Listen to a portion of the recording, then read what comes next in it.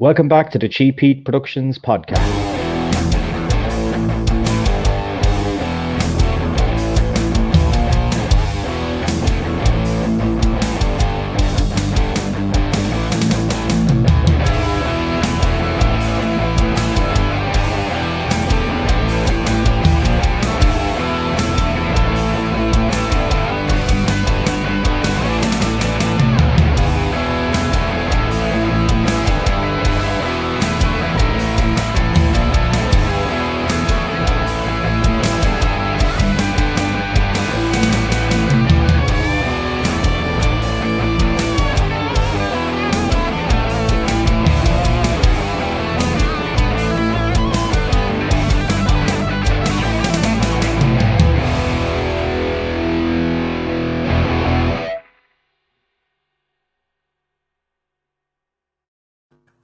Okay, welcome back to the show, and I've got a very familiar face on the screens that you will know. Mrs. Carole Baskin, how are you doing today? Hey, all you cool cats and kittens. I'm glad to be here on the Cheap Heat with Maurice. Now, there's a little clip I can use in the future. Didn't even have to ask. Carole, before all this Netflix stuff and everything like that, do you want to give us like a background history on yourself before all the madness came out 18 months ago? Well, for the past 29 years, I've run Big Cat Rescue, and we are a sanctuary in Tampa. And our primary goal for the past almost 30 years has been to put ourselves out of business because we don't believe big cats belong in cages. And there shouldn't have to be sanctuaries rescuing cats from horrible situations. So we were working on that path and working with a lot of different filmmakers along the way that were helping us toward that goal. It's what we were told about the producers of the show that ended up being called Tiger King, that it was going to help us in the abuse of these cats. But it turned out to do very little in that realm other than to wake people up to the fact that this is a problem in America.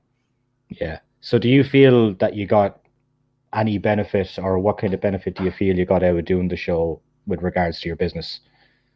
Yeah, it didn't help our business any because we had to close our gates on March the 15th due to COVID. And then 5 days later, Tiger King came out and people believed the false narrative that they saw there. They believed that we were just as bad as all of these backyard breeders and dealers. And people were threatening to kill the cats because they said they don't belong in cages. And we were absolutely agreeing with them. Yes, they don't belong in cages. That's why the bad guys hate us because we're trying to end that.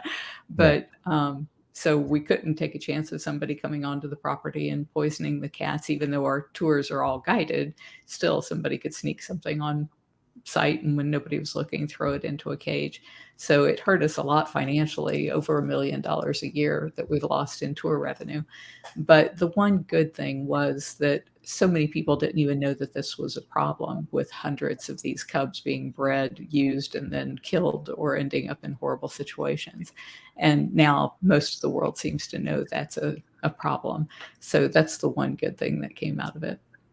Yeah, I'm going to talk to you in a little bit about narratives and Netflix, because I've talked to a few people from different shows, and the way all these shows are structured, they're targeted in such a way that he's the hero, he's the villain, or whatever.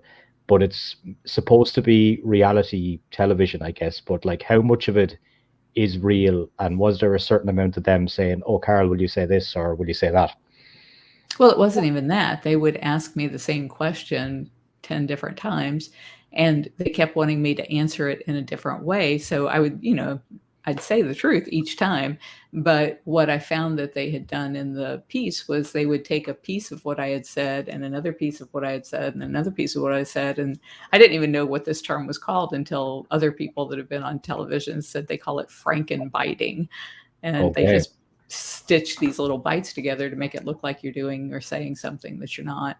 So, probably the biggest example of that from Tiger King was they had asked me what, if anything, I would say to Joe Exotic or Doc Antle or any of these people that abuse big cats. And I said, there's nothing I want to say to them because they know what they're doing and they're not going to change.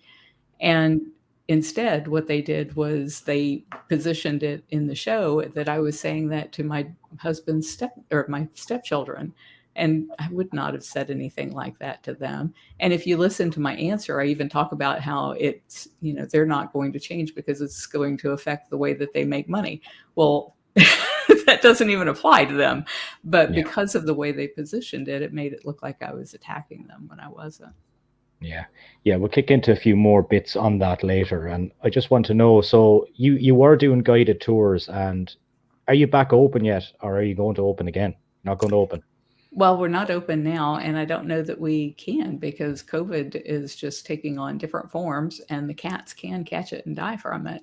In Oh, fact, we really? just, yeah, Wow. even though everybody here is vaccinated, we had two of our people just this past week that even though they were vaccinated, they came down with COVID and they had exposed a whole bunch of others of us. And so we all had to shelter at home. And that puts a strain on the sanctuary when we have to limit the people who are coming and going to take care of the cats. And even though they wear masks and everything around the cats, they just have to be extremely careful.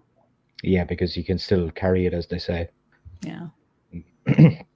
So you touched on it earlier, but one of the questions I had was, how did Netflix pitch this to you? They said they were going to do the Blackfish for big cats. And did you see Blackfish? No, no. So it was a program that came out probably, I don't know, maybe 6, 8 years ago. And a filmmaker, Manny Ortega, had interviewed a bunch of people who worked at SeaWorld and some of the big aquariums about the killer whales. And that's why they call it Blackfish. Yeah, And all of these people were talking about how horrible the life of these animals were and how they were suffering from all kinds of medical issues and that they were dying young because they'd been kept in these horrible concrete pools, being forced to do tricks.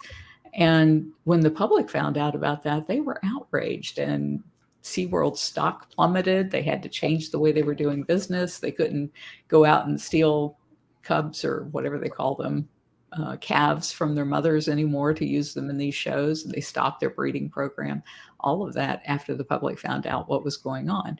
So a lot of people have come to us over the years saying they were going to make the equivalent of Blackfish for big cats and show how all of this captive breeding is actually causing the extinction of the tiger in the wild. So we were happy to work with them and worked with them for 5 years. And we worked with a number of other producers during that same period of time. And all of the other people that we've ever worked with came out with programs that were what they said they were set out to yeah, be. This was nothing like it was positioned to us to be. yeah. It was just kind of it came out as, like you were saying, it's supposed to be like a piece highlighting, but it just came across as like a dramatic kind of, I don't know. There was just drama between fighting and different things like that, people getting injured, and it was just basically turned into just an entertainment show. If you were given the opportunity now, and if they said to you, if you could go back in time, would you have done the show? Well, that's a hard question to answer because they came to me just recently wanting to do a Tiger King 2, and I told them to lose my number. So I would never work with them again. Hmm. That answers one part of your question. Yeah, But the other part of your question, would I have done it, even though it cost me so much personally and it cost the sanctuary financially? I think I still would have done it because of the fact that people weren't talking about protecting tigers. And it wasn't until they saw there's only one scene in the whole 7 episodes that I think was worth the time they put into making it. And it's a scene that happens every day at these places where a mother tiger is giving birth and these guys are all standing around on the outside of the cage with a metal hook to just snatch that baby away from her and drag it across the rocks and then pull it through the side of the cage so that they can use it as a pay to play prop. And when people saw that, they were outraged, and they should be, because that is just a horrible thing to do to the mothers and to the cubs. And what most people don't understand is all of those cubs that are being bred, they can only be used until they're about 12 weeks old. Then they can take a finger off a child and they go from being very lucrative to being a huge liability. It costs us $10,000 per year per tiger, just in food and vet care, not any of the overhead of the sanctuary. So as soon as they're 12 to 16 weeks old, those people are either giving them away to people as pets, or they're selling them to people as breeders, or they're killing them. And all of that trade that goes on with those animals creates a legal smokescreen, because it's legal for people to have them in the US, Mhm. that hides the illegal activities of poaching that is actually causing the extinction of the tiger in the wild. So it's legal for people to have them, but what's the legal process of them, say, getting a big cat? Well, in the United States, every state is different. So there's Okay. not two states that have the same laws, Right. except Yeah. for, well, there's four states that have no laws. So I guess you could say their laws are the same Yeah. because they have Yeah. no laws. But every other state has some variation. And so, like the state of Florida says that you can't have a lion or a tiger as a pet. You have to be exhibiting the cat in order to possess it. And so, to exhibit a cat, you have to have what they call a USDA license, a federal license. But to get that, it's name, address, telephone number, and $35. So it's not a deterrent. Mm. And they only come out once a year. They just recently said they're only going to come out now once every 3 years. They're there for 10 minutes looking at your cages, and then they're gone for the next year or now 3 years. So that's really not any kind of oversight. Yeah. We touched on it earlier about Netflix and portrayals, and I just want to talk to you about the way that they portrayed you in certain episodes with regards to your ex-husband. For example, what did you make of the way those pieces were made? Well, he's not my ex husband. He's my late husband, and I Yeah. loved him dearly. Mm. He was suffering from dementia, and I was the only person in his life who was trying to protect him from all of the leeches that had latched on to the fact that he couldn't remember 5 minutes after he gave one of them $1,000. He'd come back and say, "Hey, remember that $2,000 you owe me?" And he'd peel off another 2 grand. And so it, the fact that they tried to make it into a situation where they painted me as a gold digging, home wrecking murderer, I don't even know why the producers of Tiger King felt like they had to paint me into being such a horrible, horrible person. And because none of that was true. My husband could barely read or write. I'm the person who built our real estate business up. If you listen to his family or his secretary talking about him, they'd always say he has the Midas touch. He was like the golden goose. It was like, yeah, because you never could figure out how this man who could barely read or write was actually making any money. It's because I was doing that. And that takes away any motive whatsoever out there for me to have done anything to him.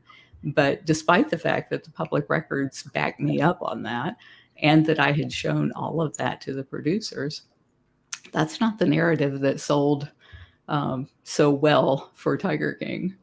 Yeah. Is it, are you disappointed with that angle that they went with in the show? Well, I don't know how you could not be disappointed. I mean, for 5 years, I'm working with these people thinking that they're going to do something good for the cats.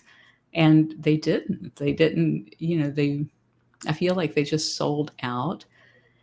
And I think they may have meant to do the right thing originally, because they actually showed me the production that they were going to present to CNN when they were trying to sell it. That was who the buyer was. And so they showed us the entire film. They showed us the sizzle reels and all of that. And it didn't look anything like what ended up being Tiger King. It was what we had been talking about. They were going into all of these places, showing all of this abuse, and there were no personal attacks on people and none of that kind of feuding. I've never even spoken to Joe Exotic. So the idea that we have a feud is just crazy stuff. Mm. And the one that they showed me had none of that kind of stuff, but CNN didn't buy it. And so I think when they couldn't sell that, they had all of this footage of all these crazy people. And I think they had to figure out, well, what can we make that people would buy, that they would show? And so CNN was never a buyer. That turned out to be Netflix that bought it. But for them to take all of the effort that we put into the first film that they created and then turn it around and use that against me in such a vicious way without any reason for doing it. Like, there's no benefit to doing a show about all of these people abusing animals And then the one person who is speaking out against them and trying to end the abuse is painted as being worse than them. How does that make for a good story arc? Yeah, because there's some people in America that like would think that Joe is a legend, and then you seen but with Trump before he left his job was on about impeachment and stuff like that. It was kind of crazy to hear that over here. Yeah, and I think the one thing that made people think Joe was a legend was his music videos. And he didn't write those songs. He didn't sing those songs. He couldn't play a guitar. The reason they stuck him out in the field and stuff was so they could hide his hands and the fact that he didn't know how to strike any of the chords. Yeah. So, other than being a showman, he didn't have any talent. But when people kept seeing that over again, over and over again in Tiger King, and it's never pointed out in Tiger King that it's not him singing and not his songs. And so I think people thought, wow, because the people who did sing those songs, that guy had an amazing voice and the band was amazing. They were fabulous, but they never got any credit for who they were and the fact that they were the ones behind all of that. Yeah, I think the way that the production came about for Netflix suited Joe because he seemed to be someone that loved to be in the limelight anyway. So he obviously enjoyed it. Would you ever speak to him in a debate scenario or anything like that, or would you have any interest in ever talking to him? I've never heard him say a truthful thing in all of the years that I've known him. And like I said, I've never spoken to him. I've only ever been in the room with him, I think, 4 times during different court hearings, but even then, I didn't speak to him. I hate to be lied to, and so, I've been married to men in the past who I knew if I said, "Hey, where were you last night?" They're gonna lie to me, so I just don't ask, "Where were you last night?" Because I don't Yeah, wanna be lied to. So why would I ever speak to somebody like Joe Schreibvogel, who I know he just it's like he can't it's my belief that he just cannot resist telling a lie. And I think it's like that narcissistic personality that just wants to get away with something, and they feel like they're getting one over on you if they lie. And if you look at so many of the things that he has said over the years, and still, even from jail, the media yeah. just laps up every stupid thing he says. And it's like, how can they not see that this is just one lie after another? I don't know how he's allowed kind of put stuff out from jail anyway, but like he is like obsessed with you. You know, that's the one thing that you could definitely say for him. But then to kick back then, so they recorded you for 5 years and we got what, 7 episodes out of it. And then they wanted to do season two. Do you know what the progress is with that? Is that on hold or are they going to recycle some of the old stuff and just lash out another series? I don't know. Well, one, I don't know if they're going to use footage that they had shot of me before, and I don't know if legally they can. Mhm. I'm just not sure from the release forms that I signed whether or not it would cover a season two. I don't think it does, and I've had an attorney look at it, but who knows what they would be willing to do? Because given what they did in season one, it's like they are not worried about being sued, apparently. Yeah. Um, I have heard through other people that they have talked to that they are planning to come out sometime in November, and that they are using a lot of the footage they shot over that 5-year period. I just don't know if it was stuff, with other people that I may not even know exists. And one of the things that I have heard is they've gone back, like when they came back to me, they went back to the other people who had been in the program and asked them to sign release forms again. And this time, when they had them sign the release form, they had them sign saying that they would not speak to anybody else about any of these issues. And I can't even believe that they call themselves journalists and do something like that. Like, why do you want to be the only person in control of a narrative if you're really trying to get the truth out there? So you reckon there could be some maybe dodgy stuff coming out again, or depending on what way it's put together? Yeah, there's no telling. I heard that they went to Costa Rica because my husband had a lot of business dealings down there, and some of the feedback that I've gotten was saying that they are going to be talking about him being a pedophile and involved with the mafia down there Oh, and involved with, being involved in a chop shop with vehicles. And, I mean, how does that even how does that even have anything to do with their overarching name, Tiger King? When I don't. Don left, we had had 3 tigers total, so he was never a Tiger King.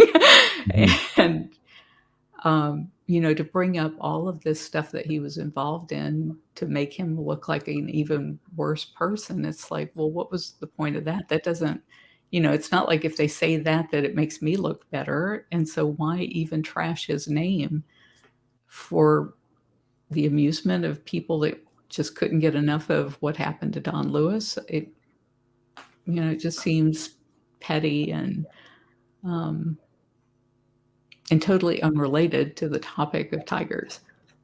Yeah, it doesn't sound interesting. I've talked to various people involved in different Netflix projects, and I haven't heard one person actually saying anything positive about the way that they pay, for example, and the way they put the shows together. You just don't know what they're going to do, and that's kind of you kind of touched on that there yourself. Yeah, that was another thing. We weren't paid to do this. We've never gotten paid for any of the You work that we've didn't done get with. didn't get anything from them. No, we've never asked for any money from any of the producers that we dealt with because we only wanted to get the message out there. But that was another thing that surprised me was to hear that they had paid so many of the people that were abusing tigers to be in the show. And if it's a documentary, you don't pay people to be in a documentary. You might pay them to be in a scripted show or a reality TV show or something like that, but people don't get paid to be in a documentary. Yeah, but they've profited so much off of all of you guys. Like I know a lot of you don't see eye to eye, but like if you put you and Joe and everyone else that's in that project together in there, it's nothing without you guys. And I don't think that big companies should be profiting off a subject matter that doesn't even touch on the subject matter as well as much as it should. I was told that they sold it for $14 million, but I don't have any proof of that. Yeah, well, that wouldn't surprise me at all. And I Uh, think they paid Joe like $17,000 is what they said. Well, they said Joe had sold his life rights to a different company, Conveyor Media, for 17,000 or maybe 15,000. mhm, And then I said, "Well, how much did you pay him?" And he said about the same thing. So I don't know yeah. if it was Speak, 15 or 17. Speaking of sales, recently Joe's old zoo got sold. How gratifying was that? And particularly, I was reading online. I don't know about the finer details of it, but it says it can't be used for anything Tiger King related or a zoo. Is that true? Yeah. The judge had this case has dragged on since 2012. Okay. Um, and we got a judgment against him, I think, in 2012 or 2013. And ever since then, we've been trying to collect on that $1 million judgment. And so the judge finally awarded the zoo property to us as part of the settlement. And we were really hoping to sell that and um, not have to clean it up because, oh my gosh, what a mess they left behind. It was just unbelievable. We spent $20,000 just getting it to where it could be sold, but there was so much more that needed to be done. So anyway, I think we sold it for like 140, 160,000, something like that. But the main thing that we wanted to be sure of is that those cages would never be used again for housing exotic animals. And so we talked with our attorney, and she said that we could actually write that right into the deed so that for the next 100 years that could not happen. So it felt really good to close on that deal, to be done with it finally, not have to worry about it anymore, and mostly just to know there's never going to be another exotic animal suffering there again. Yeah, so it was worth the long wait just to get the proper closure on it, really, for you. Yeah. Yeah. In other news, I seen you on Dancing with the Stars over in the States there. How was that experience for you? We'll lighten things up a bit. That was some of the hardest work I've ever done. Those people that can dance, man, those are some athletes. Yeah. And You know, what I loved most about Dancing with the Stars is when they reached out to me, they said that I could use their platform to talk about the real losers in Tiger King, which were the animals, Hmm. and to talk about the issues that they're facing. So, in addition to each one of the shows that I was in having a cat theme song and having little bits and pieces where they let me talk about the cats, they also trotted in all kinds of press for me. So, if I wasn't practicing my dance moves, I was on television shows and radio shows and talking about saving the cats in the wild and why we need the Big Cat Public Safety Act, which is a bill that bans the cub petting and phases out private ownership of big cats. And it was great exposure for the animals and for the issues. And so that made it worth all of the bleeding blisters on my feet. And I wanted to stay in it to the very end because every week I could stay in the show. I could keep tigers in the public eye. But by the third show, they figured out they could not teach me to dance. And so they really did the best thing by scratching me from the list. Yeah. So would you be open to doing more TV work in America that could highlight stuff that you want to highlight? Yeah, anything that's and, like I said, all of the other producers that we worked with, they came out with great films. One of them's called The Conservation Game, which talks about how this whole problem with big cats started in the US with these fake conservationists taking cubs onto the late night shows like Jack Hanna and Dave Salmoni and Boone Smith and all of those guys. And the best thing about the Conservation Game film is it actually talks about how we can fix this problem, which is through better legislation. Mhm. And then we also worked with Michael Samstag with Hidden Tiger. And we didn't work with Carl Lamont on Tiger Mafia, but I was the judge at the Jackson Hole Wildlife Film Festival a few years ago when his film was in that. And I thought it was the best film in the entire show. Unfortunately, not all the other judges agreed with me, but we're helping him promote that video now.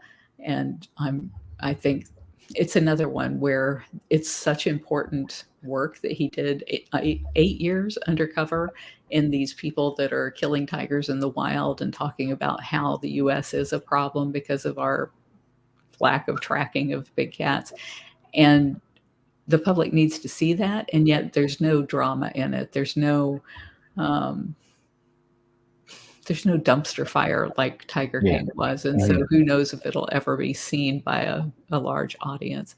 So yeah, we'll continue to work with people even though we were betrayed this one time. Yeah. It couldn't get any worse than that time anyway. Since that time, Really, that's what my yeah, husband had said. He said, like, yeah, what could they do in a season two? Make her a serial killer?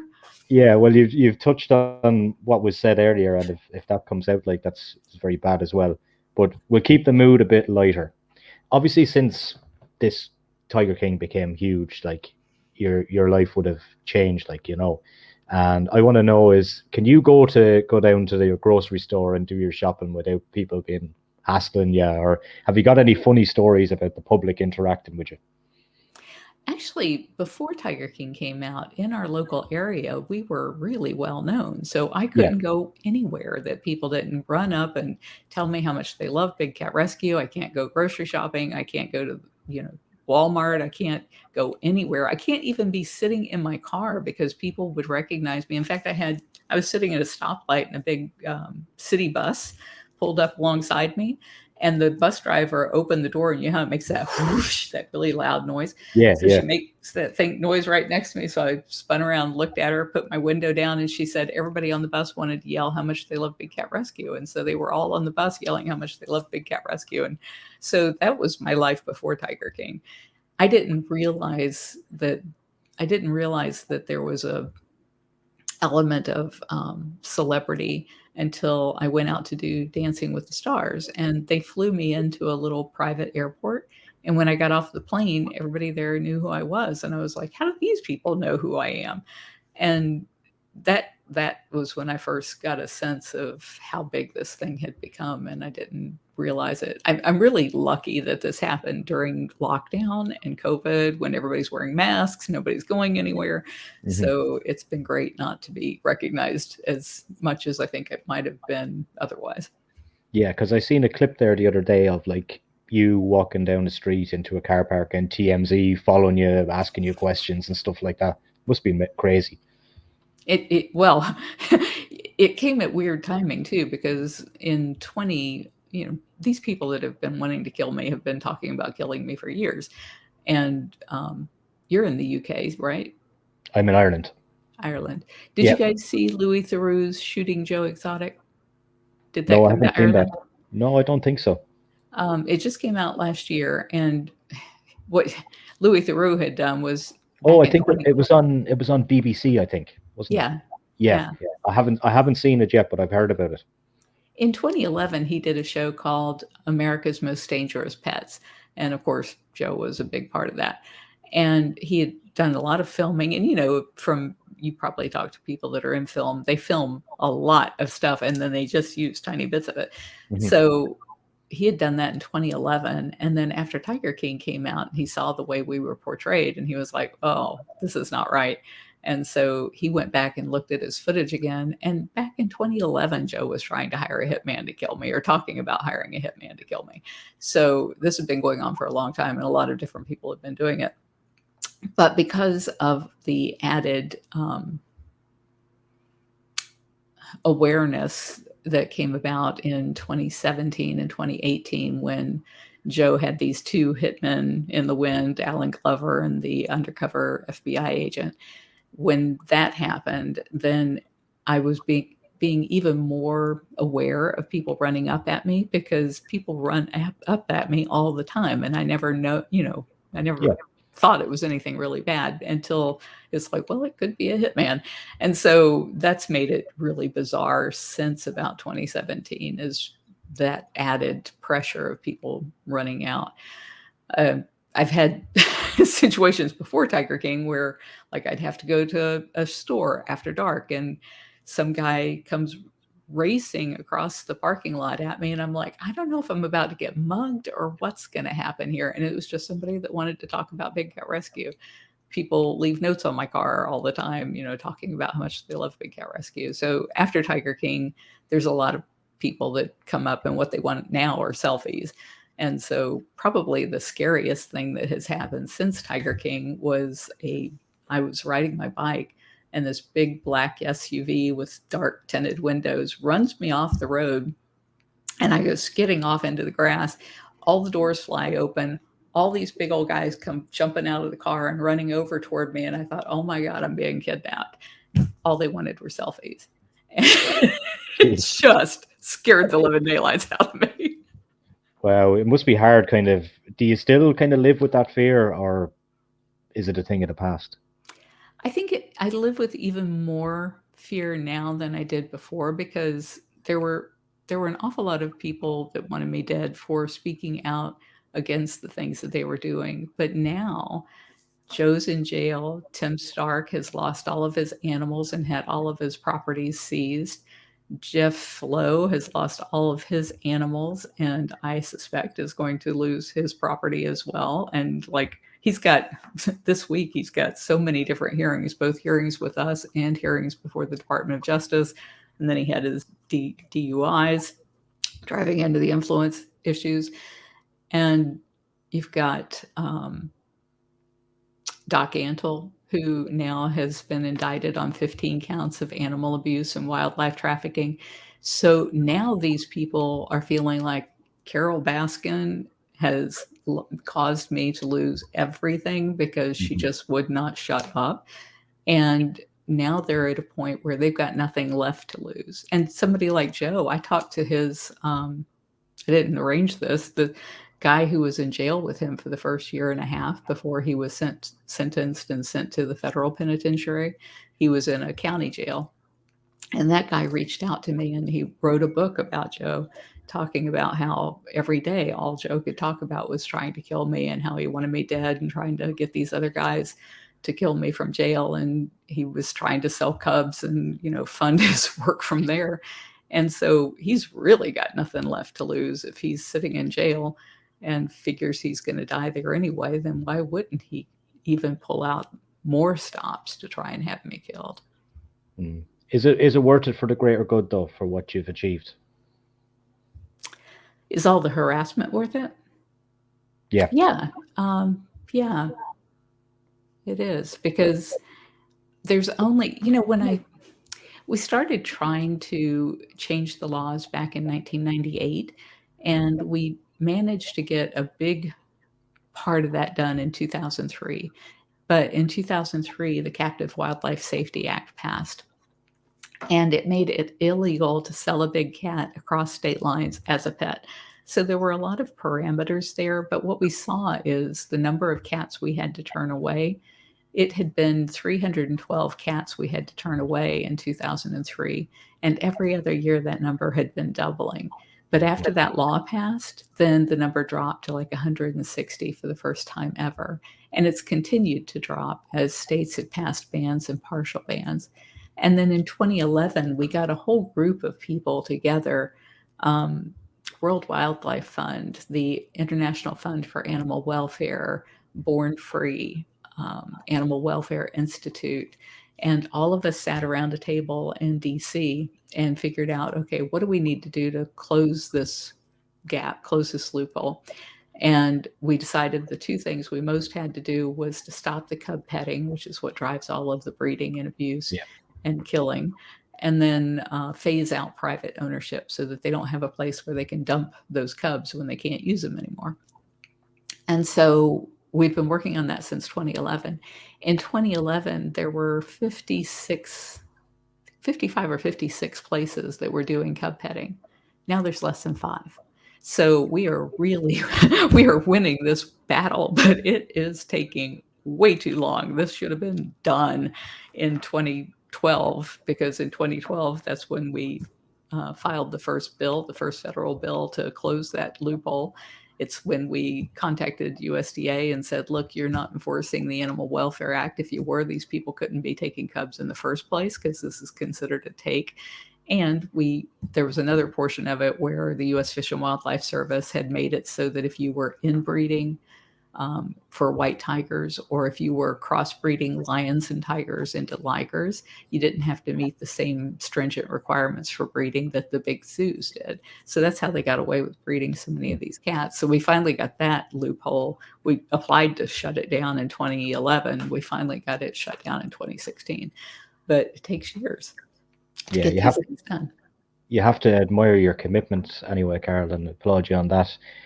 Before we wrap up, how can people support you in Big Cat Rescue now that your doors are closed at the moment? Well, the best thing they can do if you have any viewers in the US, is to go to bigcatact.com, and they can ask their member of Congress to support our federal bill. If they are from any other country, then if they go to catlaws.com, there are a lot of circus bills that anybody can weigh in on, because we don't believe these animals belong in the circus either. And that's something that everybody can agree. As far as donations to Big Cat Rescue, you can go to bigcatrescue.org/donate. Carol, it was an absolute pleasure to talk to you today, and thank you so much for your time. Thank you, Maurice. I really appreciate it. Thank you.